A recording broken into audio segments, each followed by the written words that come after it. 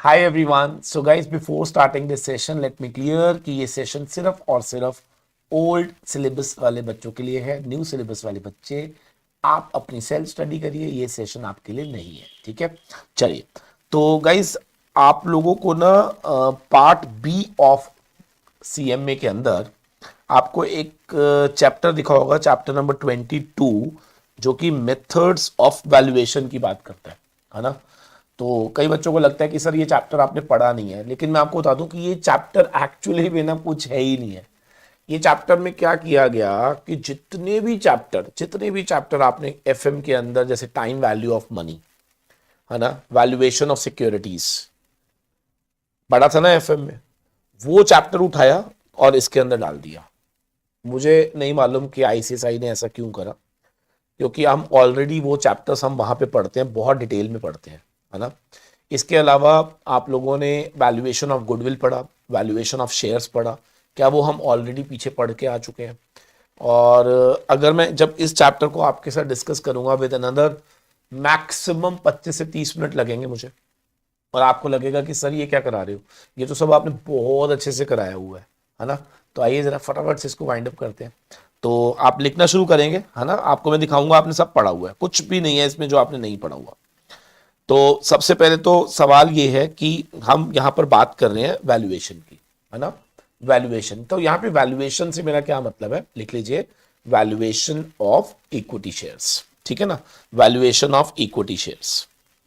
तो अगर मैं आपसे ये पूछूं कि मुझे शेयर्स का वैल्यूएशन करना है, शेयर्स का वैल्यूएशन करना है ना, तो इसमें कितने मेथड हो सकते हैं सर। इसमें ना वैसे तो सारे मेथड आपने पढ़े हुए हैं, बट फिर भी आप लिख लो।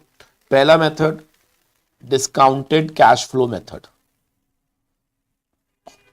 Discounted cash flow method. अब याद करो जरा, आप लोगों ने एक कॉन्सेप्ट पढ़ा था मेरे साथ, एफएम के अंदर पढ़ा था हमने, टाइम वैल्यू ऑफ मनी।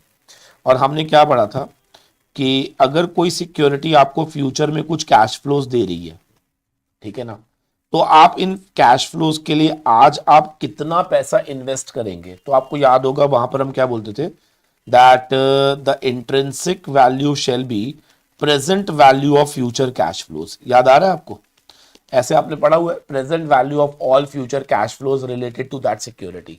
और इसी प्रेजेंट वैल्यू को हम लोग डिस्काउंटेड वैल्यू भी कहते हैं, और इसी मेथड को डिस्काउंटेड कैश फ्लो अप्रोच कहते हैं। ओ माय गॉड सर, इसका मतलब discounted cash flow approach is nothing but, लिखो, according to this approach, discounted cash flow जो ये मेथड है, ये क्या कहता है, according to this approach value of share जो है, it is present value of all future cash flows. जितने भी फ्यूचर कैश फ्लोज होंगे उन सभी की जब आप प्रेजेंट वैल्यू निकालेंगे तो आपको मिल जाएगा वैल्यू ऑफ शेयर, खत्म। ठीक है ना। तो इसका एक एग्जांपल ले लो।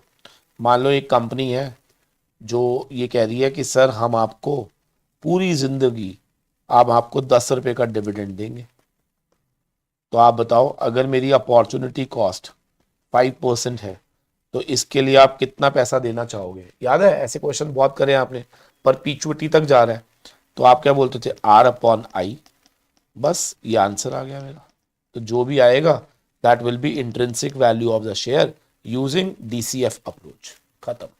सर अगर मैं बोलूं कि लाइफ 5 साल है, तो फिर 5 साल के कैश फ्लोज को हम प्रेजेंट में लेकर आएंगे, है ना। और उसके लिए हमेशा क्या गिवन होगा, एक अपॉर्चुनिटी कॉस्ट। अगर मैं बोलूं कि हम सिर्फ 1 साल के लिए इन्वेस्ट करेंगे, तो 1 साल के बाद आपको जो प्राइस मिलेगा और जो डिविडेंड मिलेगा, इन दोनों की जो प्रेजेंट वैल्यू होगी, क्या उसी को हम क्या बोलेंगे, इंट्रिंसिक वैल्यू या DCF अप्रोच। क्या सबको क्लियर हो गया। सर ये तो पढ़ा हुआ है हमने, बिल्कुल आप देख सकते हो, ये देखो, यही तो पढ़ाया था आपको। P0 is equal to D1 plus P1 upon में 1 प्लस K। और मैं तो क्या कह रहा हूँ यार, इग्नोर करो ना इसको, ये तो इतनी बार पढ़ाया है भाई, डिविडेंड थ्योरम के अंदर MM अप्रोच भी यही थी। और मैं तो क्या कह रहा हूँ, आप इसको ऐसे भी मत पढ़ो, हमने तो ऐसे पढ़ा था, ये D1 है, ये P1 है, मान लो 10 रुपये का डिविडेंड है और 110 का प्राइस है, इसके लिए आज आप कितना इन्वेस्ट करोगे? अगर हमारा 8% का रेट ऑफ इंटरेस्ट है तो आपको याद करो हम क्या करते थे सर, हम ना 10 जमा 110 को 1 प्लस 0.08 से डिवाइड करते थे, या फिर इसको पीवीएफ से मल्टीप्लाई करते थे। याद आ गया ना? ठीक है, चलो अब ये क्वेश्चन दिया हुआ है, आप इसको ट्राई कर लो। एक investor who want to invest in a share for 1 year, 1 साल के लिए इन्वेस्ट करना चाहता है, कंपनी 2 रुपये का डिविडेंड देगी और वी आर एक्सपेक्टिंग कि इसका शेयर प्राइस 120 रुपये होगा। ठीक है, रिक्वायर्ड रेट ऑफ रिटर्न 10% है। और डू यू थिंक क्या हमें इसको 100 रुपये में खरीदना चाहिए? कुछ नहीं करना, इसकी प्रेजेंट वैल्यू निकाल लो, that will be the intrinsic value at the rate of 10%। मान लो इंट्रिंसिक वैल्यू हमने निकाली और वो आ गई 111 रुपये। इसका मतलब क्या है कि इस शेयर को पाने के लिए I am willing to invest कितने? 111 रुपये। और वो शेयर मिल कितने का रहा है सर? 100 रुपये का। Yes, we should buy it. तो आंसर क्या आएगा? We should buy the share at the current price of 100 rupees. ठीक है, चलो। और अगर मान लो मल्टीपल ईयर होल्डिंग है, 10 साल के लिए होल्ड कर रहे हो, तो 10 साल के सारे फ्यूचर कैश फ्लोज को प्रेजेंट में लेकर आओ। अगर आप फॉर एवर होल्ड कर रहे हो तो सारे कैश फ्लोज को इन्फिनिटी से प्रेजेंट में ले आओ, तो क्या ये हमारा हो जाएगा? बोलो। अब ये सारी इलस्ट्रेशंस आराम से हो जाएंगी आपसे। अब लिखो मेथड नंबर 2। सर यार क्या करते हो आप यार? यही तो बात है यार, यही तो बात है मेरे दोस्तों, आप घबरा जाते हो। मेरे को तो मालूम है ना ये कुछ है ही नहीं कराने लायक। देखो अब एसेट अप्रोच क्या होता है सर? एसेट अप्रोच के अंदर याद करो, एसेट अप्रोच में आप लोगों ने वैल्यूएशन ऑफ शेयर का चैप्टर पढ़ा था मुझसे। यस, तो उसमें हम लोगों ने नेट एसेट वैल्यू अप्रोच पढ़ी थी। क्या था बताना जरा। सर उसमें आपने ये बोला था value of assets minus value of liabilities, जितनी भी आउटसाइड लाइबिलिटीज हैं, divide by number of shares. ये पढ़ाया था? हाँ सर पढ़ाया था। अच्छा, value of asset minus net इसको माइनस वैल्यू ऑफ लाइबिलिटी को क्या बोलते हैं? Net assets. तो नेट एसेट्स डिवाइड बाय क्या कर दो? Number of shares. यही पढ़ाया था ना, खत्म क्वेश्चन। इसी को एसेट अप्रोच बोलते हैं। ओहो सर जी, ये तो पढ़ा हुआ है हमने वैल्यूएशन ऑफ शेयर में, पढ़ लो। ये देखो आप क्या लिख रहा है वो।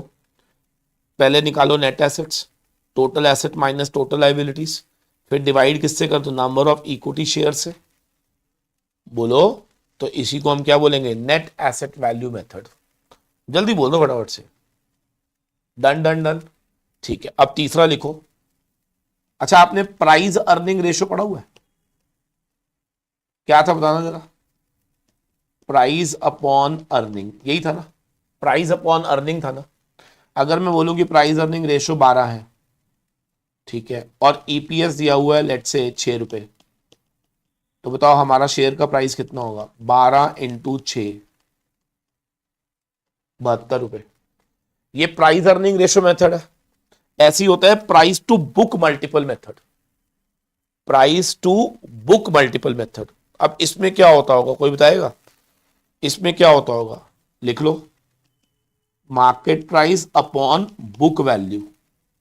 ये होता है market price upon book value.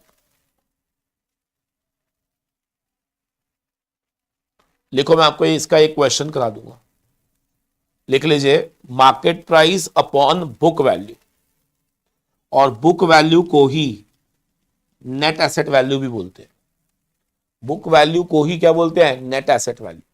क्योंकि नेट एसेट वैल्यू कैसे निकलती है? बुक्स में से एसेट माइनस लाइबिलिटीज, है ना? मैं आपको एग्जांपल देता हूं, आपको समझ आ जाएगा, बहुत बढ़िया वाला। ये देखो, मान लो रिलायंस का शेयर का मार्केट प्राइस है 2500 और रिलायंस के शेयर की बुक वैल्यू है 800। ये बुक वैल्यू कैसे आई होगी बताना? Asset minus liability divide by number of shares. ठीक है ना? अब आप मुझे बताओ, क्या market price to book value multiple, यानी कि मार्केट प्राइस इस समय बुक वैल्यू के कंपैरेटिवली, इसको बोलते हैं price to book value. Price to book value क्या 3 पॉइंट समथिंग आएगा? इसका मतलब मार्केट में वो जो शेयर है वो ट्रेड हो रहा है 3 point something of its book value. एक बार ना दोबारा लिखना जरा सारे। देखो, प्राइस अर्निंग रेशो अगर 10 टाइम्स है, इसका मतलब क्या होता है, price of the share is trading at 10 times of its earning per share. ठीक है, और अगर लिखो price to book value ratio is 3 times, इसका मतलब the price at which the shares is being traded is thrice of what, book value per share. खत्म।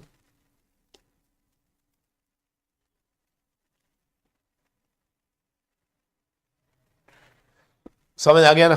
और book value मैं बार बार बोल रहा हूं, book value is nothing but net asset value, और वो कैसे निकलती है, asset minus liabilities divide by number of shares.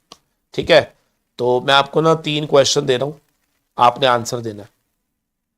लिखो पहला, पहला लिखो, प्राइस अर्निंग रेशो 10, ईपीएस 5, बताओ वैल्यू ऑफ शेयर क्या होगी। Price to book value 4, book value है 625, प्राइस क्या होगा। समझ आ रही है।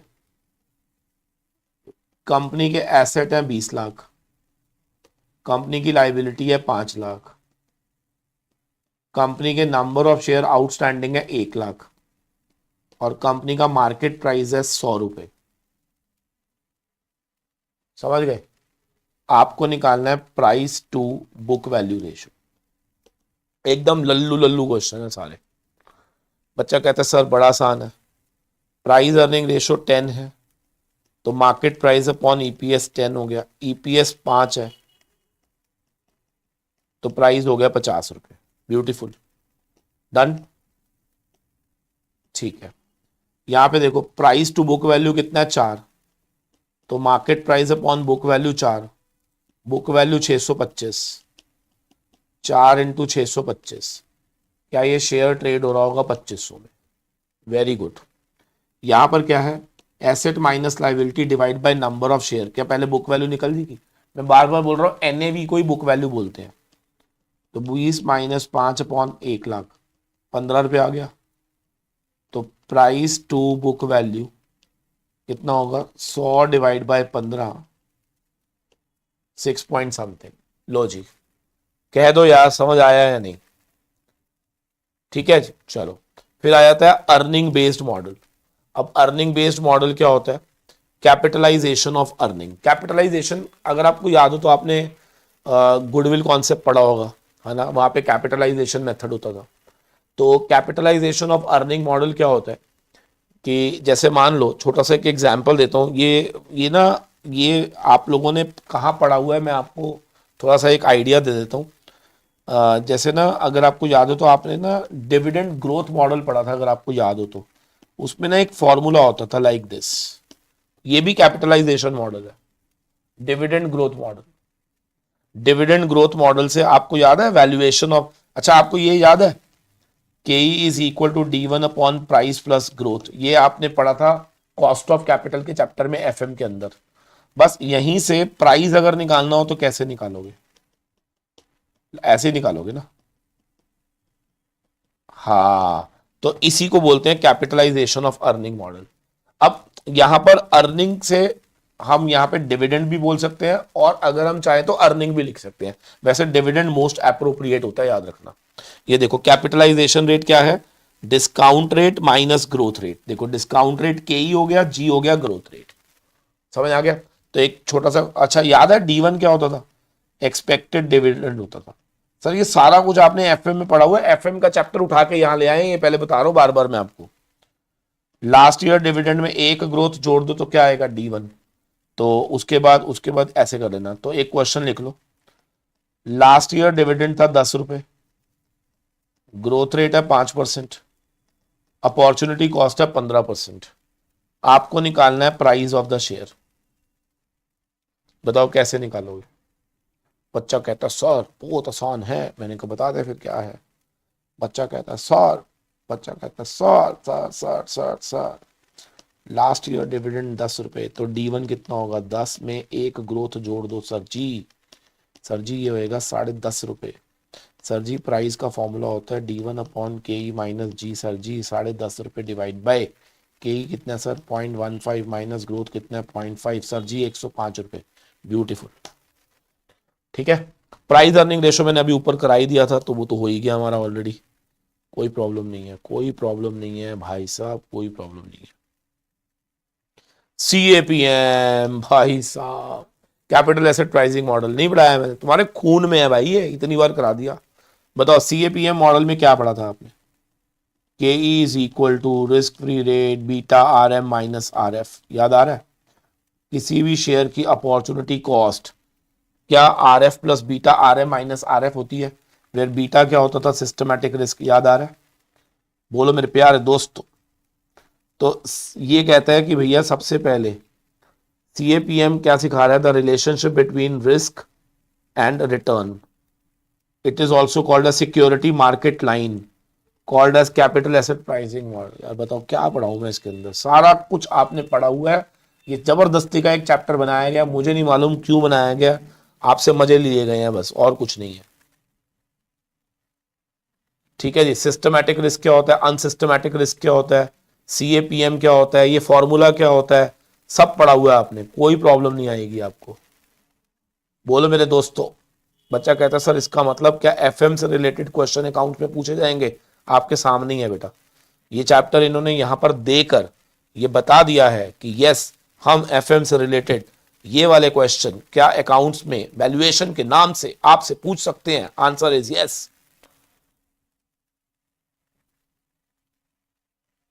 अच्छा बीटा कैसे निकालते हैं, beta less than 1 more than 1, यार सब कुछ इतने डिटेल में पढ़ा हुआ है आपने, ये है ना? ठीक है, और बीटा का फॉर्मूला क्या होता है, याद है आपको? Standard deviation of security over standard deviation of market into correlation between security and market. फिर इसी का एक फॉर्मूला मैंने आपको और सिखाया हुआ है, याद करो क्या, covariance of security and market upon में standard deviation of security and standard deviation of market, ये कट जाएगा। फिर covariance of security and market upon में स्टैंडर्ड डेविएशन ऑफ मार्केट का स्क्वायर, इसको हम वेरियंस बोलते थे। तो देखो यही वाला फॉर्मूला इन्होंने दिया हुआ है। कराया कि नहीं? कराया हुआ है सर, कराया हुआ है, बिल्कुल कराया हुआ है, एक एक चीज कराई हुई है। बताओ, अगर आपको याद हो तो इसके ऊपर हमने पूरे क्वेश्चन करे थे, डिजायर्ड रिटर्न अगर एक्चुअल रिटर्न के बराबर हो तो ये क्या होता था, करेक्टली प्राइस्ड, याद है? if actual return is equal to desired return correctly priced, if actual return is more than desired return it is overpriced। ओए ओवर होगा, लल्लू वहीं के, अच्छी सिक्योरिटी है ना ये, under priced. If actual return is less than desired return it is over priced. तो ये भी आपने पढ़ा हुआ है, ठीक है ना? तो ये मैं आपको रिवाइज करा रहा हूँ जस्ट टू शो यू, जितने बच्चे घबरा रहे थे कि सर ये चैप्टर क्या है, कहाँ से उठ के आ गया, तो भाई मैं सिर्फ आपको बताना चाहता हूँ कि ये FM का एक चैप्टर उठा के गलती से इन्होंने डाल दिया वैल्यूएशन के नाम से। ठीक है जी, इधर देखना, रिस्क फ्री रेट कितना है, 6%। मार्केट इंडेक्स का रेट है, यानी कि मार्केट रिटर्न है 18, ठीक है ना? एक्चुअल रिटर्न हमारी है 20, और what will be the beta of the security अगर ये करेक्टली प्राइस्ड है, तो बीटा निकालना है आपको। भाई देखो, अगर करेक्टली प्राइस्ड है तो DR is equal to AR already दिया हुआ है 20, है ना?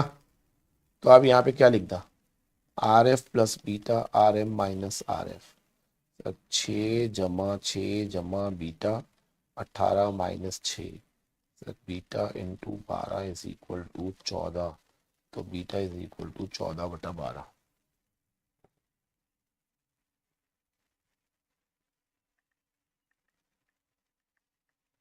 सर ये आ जाएगा 1.167, ये आएगा बेटा, बीटा इज इक्वल टू 1.167, है ना? अगर ये ओवर प्राइस होता, ओवर प्राइस मतलब गंदी सिक्योरिटी, गंदी सिक्योरिटी कौन सी होती है, जिसकी एक्चुअल रिटर्न कम होती है ना, तो फिर beta will be more then this, ठीक है ना? और अगर ये अंडर प्राइस होता तो एक्चुअल रिटर्न ज़्यादा होती तो ये साइन उधर चला जाता। अब आप आंसर देख लो इसके, 1.167 ज़्यादा कम, समझ आ गया? बोल दो यार। ठीक, ठीक है सर, ये सब पढ़ाया हुआ है मैंने, है ना? APT थ्योरम पढ़ाई हुई है मैंने। याद करो, आर्बिट्रेज प्राइसिंग थ्योरी पढ़ाई हुई है, जिसके अंदर अगर आपने पोर्टफोलियो पढ़ा हुआ है ओल्ड सिलेबस वालों ने तो सबको याद होगा, उसमें अंदर हमने एपीटी थ्योरी पढ़ी थी, जिसने ये कहा था कि सीएपीएम मॉडल ये मान के चलता है कि there is only one systematic factor, और आर्बिट्रेज प्राइसिंग थ्योरी कहती थी कि there can be more than one systematic factor. तो इसीलिए उसके जब फॉर्मूला बनाया गया था तो उसके अंदर एक से ज्यादा बीटास थे, याद है, और ये हर बीटास इनटू में उसका जो भी सिस्टमैटिक फैक्टर होगा वो कंटिन्यू करना था। लेकिन मैंने कहा था एपीटी जो थोड़ा है ना, थोड़ा सा थियोरेटिकल था। क्यों थियोरेटिकल था?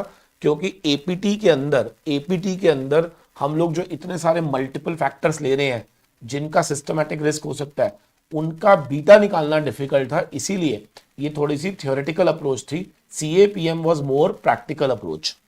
सब पढ़ाया हुआ है, यस और नो? अच्छा, ऐसी अब ये इसके लिए ना आप बेशक से एक बारी एफएम के अंदर आप बेशक से क्या करना, एफएम के अंदर पोर्टफोलियो के चैप्टर में आपको नोट्स लिखवाए हुए हैं मैंने, वो एक बारी गो थ्रू कर लेना, आपका ये चैप्टर हो जाएगा, ठीक है ना। अब बताओ, ईवीए आपको पढ़ाया हुआ है, इकोनॉमिक वैल्यू एडिशन, बताओ क्या होता था? सर ये होता था NOPAT minus KO into capital employed, याद करो। और नोपैट कैसे निकलता था, याद है? EBIT into 1 minus tax rate. एक काम करते हैं ना, एक काम करते हैं, let me give you few questions, आप ट्राई करो, लिखो जरा,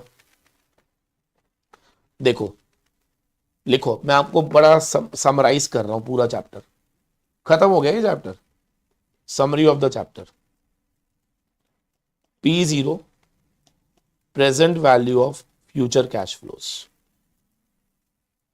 अगर आप इसको कर रहे हैं तो ये डीसीएफ अप्रोच है। P0 price earning ratio into EPS, price earning ratio approach. P0 price to book value into book value, ठीक है जी, where book value is nothing but NAV, where NAV is nothing but asset minus liability divided by number of shares। अगर आप लोगों को ये chapter पूरा समझ आ जाना, प्लीज कमेंट बॉक्स में बता जरूर देना कि वाकई में आप ऐसी जबरदस्ती डर रहे थे, यस और नो। लिख देना कि सर ये चैप्टर लल्लू है। जितने बच्चे ये लिख देंगे ना ये चैप्टर लल्लू है, तो मैं मान जाऊंगा कि वाकई में ही आपको ये चैप्टर पूरा समझ में आ गया है। ईवीए का फॉर्मूला क्या होता है? Economic value addition, NOPAT minus KO into capital employed. NOPAT कैसे निकलता था? EBIT into 1 minus tax rate. सब पढ़ाया हुआ है मैंने, लेकिन वही वाली बात है, ये पढ़ाया एफएम में हुआ है, पूछ अकाउंट्स में नहीं है। मान लो ईबीआईटी दिया हुआ है एक कंपनी का 50 लाख, टैक्स रेट है 30%, केओ है 15%, कैपिटल एम्प्लॉयड है 1 करोड़, 100 लैक्स। आपको बताना है ईवीए कितना होगा, तो आप क्या करेंगे, नोपैट निकालेंगे पहले, फिर इसको मल्टीप्लाई कर देना, आंसर आ गया, खत्म, ईवी आ गया ना। ऐसे ना इसमें 2 टॉपिक और दिए हुए हैं, हालांकि वो भी मैंने कराए हुए हैं, लिख लो, एमबीए मार्केट वैल्यू एडिशन, और एक एसवीए शेयर होल्डर्स वैल्यू एडिशन। अगर आप लोगों ने सीएफआर की क्लास, मैंने 2 क्लासेस सीएफआर की दी थी आपको, कॉर्पोरेट फाइनेंशियल रिपोर्टिंग, सर उसके अंदर ना आपको याद होगा एसवीए, एमवीए, ईवीए, ये सब मैंने आपको सिखाए थे। तो एमवीए क्या होता है, लिख लो, जितना market value of the shares is more than book value of the shares. जैसे मैंने अभी बताया था ना, रिलायंस का शेयर की मार्केट वैल्यू 2500 है और बुक वैल्यू 800 है, तो मार्केट वैल्यू एडिशन कितना है, 1700। अच्छा, अगर इसी को रेशो ले लोगे तो ये बन जाएगा price to book value ratio. और अगर आप इनका डिफरेंस ले लोगे तो ये बन जाएगा MVA। अच्छा एक सवाल पूछूं, 2500 अपॉन 800 करोगे तो ये क्या है? Price to book value ratio, है ना। और अगर 2500 में से 800 माइनस कर दोगे तो ये क्या है? MVA। रिलेशनशिप भी लिख लो, मेरे ख्याल से बिल्कुल बच्चों वाला रिलेशन है। MVA अगर पॉजिटिव है इसका मतलब आपने क्रिएट करा है वैल्यू फॉर शेयर होल्डर्स, आपने शेयर होल्डर्स के लिए वैल्यू क्रिएट करी है। अच्छा अगर MVA मोर देन 1 है तो याद रखना price to book value ratio greater than 1 हो जाएगी। अंडरस्टूड है ना। डिफरेंस मोर देन 1 जीरो तभी होगा जब न्यू आगे वाला बड़ा होगा, न्यूमरेटर जब भी बड़ा होगा तो आंसर वैल्यू 1 से बड़ी आएगी। ठीक है, लेकिन अगर पेपर में आ जाए MVA नेगेटिव मींस व्हाट, तो लिख लेना आपने यहां पर डिस्ट्रॉय करी है वैल्यू ऑफ शेयर होल्डर्स। तो हम हमेशा चाहेंगे कि हमारे शेयर होल्डर की वैल्यू प्लस हो, तो MVA क्या होना चाहिए? पॉजिटिव। लेकिन अगर MVA नेगेटिव है तो समझ जाना कि आपने शेयर होल्डर की वैल्यू को क्या कर दिया? डिस्ट्रॉय कर दिया। ठीक है ना। ऐसे ही शेयर होल्डर्स वैल्यू एडिशंस क्या होते हैं? शेयर होल्डर वैल्यू एडिशन क्या होता है? लिख लीजिए, जब economic cash flows are more than cost of capital. अगर हमारे इकोनॉमिक कैश फ्लोज ज्यादा पाए गए किससे? कॉस्ट ऑफ कैपिटल से, तो इसको बोलते हैं share holder value addition. Economic cash flow यानी कि कंपनी जो कैश फ्लो जनरेट कर रही है वो कॉस्ट से ज्यादा है, तो क्या जो बचेगा क्या that will B for share holders, है ना। If I am generating cash flows of let's say 1 crore और मेरी कॉस्ट ऑफ कैपिटल जो है दैट इज ओनली 50 लाख, तो rest 50 lakh I am left with which will add to the value of my share holders. Clear है? Yes. तो ये सब चीजें इस चैप्टर में दी हुई हैं, बाकी कुछ है ही नहीं, खत्म हो गया। ये देखो EVA मैंने बता दिया आपको, market value addition company's total market value minus capital invested. अब ये सब क्या लिखा हुआ है? जो मैंने बोला, जो मैंने बोला वही लिखा हुआ है, दिखाऊं आपको? देखो जो मैंने बोला वही लिखा हुआ है। क्या कहता है? अगर MVA पॉजिटिव है that means that market to book value ratio, क्या लिखता है यार ये, लेस देन थोड़ी ना होगा, मोर देन 1। ठीक है ना। और आपने क्या वैल्यू क्रिएट करी है? यस। और अगर ये नेगेटिव होता तो आपने वैल्यू क्रिएट करी है या डिस्ट्रॉय करी है? डिस्ट्रॉय करी है। ठीक है ना, बस एक बार रीड करना है आपने। फिर उसके बाद SVA भी मैंने बता दिया, बस खत्म चैप्टर। अब ये लास्ट चैप्टर के अंदर इन्होंने दिया हुआ है price earning ratio, price to cash. अच्छा एक होता है प्राइस अर्निंग रेशियो, एक होता है price to cash earning ratio, फर्क क्या है? कुछ भी नहीं है। प्राइस अर्निंग का मतलब होता है प्राइस अपॉन अर्निंग, और प्राइस टू कैश अर्निंग का मतलब होता है नीचे कैश अर्निंग आएगी। अब कैश अर्निंग का मतलब डेप ऐड कर देना बस। तो जैसे ही मैं डिनोमिनेटर में डेप्रिसिएशन अमोर्टाइजेशन ऐड कर दूंगा तो ये बन जाएगी cash earnings. Price to book value ratio पहले से ही पता है आपको,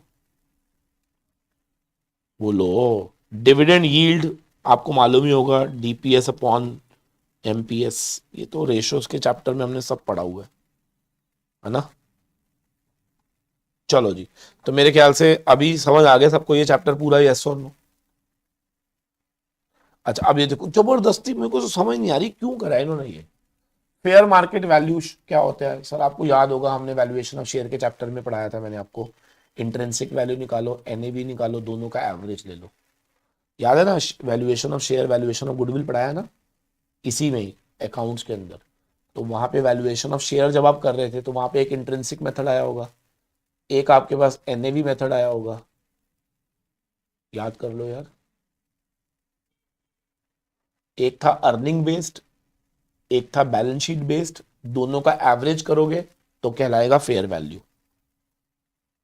ये देखो, earning base NAV based divide by 2, ये आ जाएगा फेयर मार्केट वैल्यू। और ये क्वेश्चन यहां से मत करना, ये आपने करना है कहां से, वैल्यूएशन ऑफ शेयर में। खत्म चैप्टर, डन।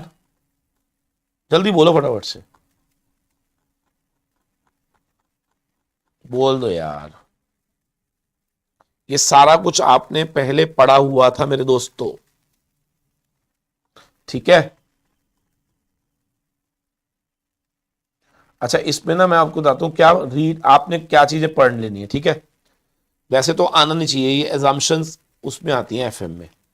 एक अजम्पशन ऑफ सीएपीएम आपने लर्न करना है, ठीक है, ये लर्न करना है आपने।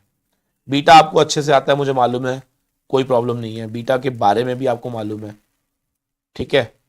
एक लिमिटेशन लर्न कर लेना, ठीक है ना। ये दो चीजें आपने लर्न करनी है। और इसके नोट्स आपको चाहिए नहीं है, क्योंकि ये आपके स्टडी मैट के अंदर 22वां चैप्टर है, देख लेना आप। सिर्फ ओल्ड सिलेबस वाले बच्चे करेंगे, न्यू वाले नहीं करेंगे, ठीक है। ओके बॉस, चलो ठीक है, थैंक यू वेरी मच।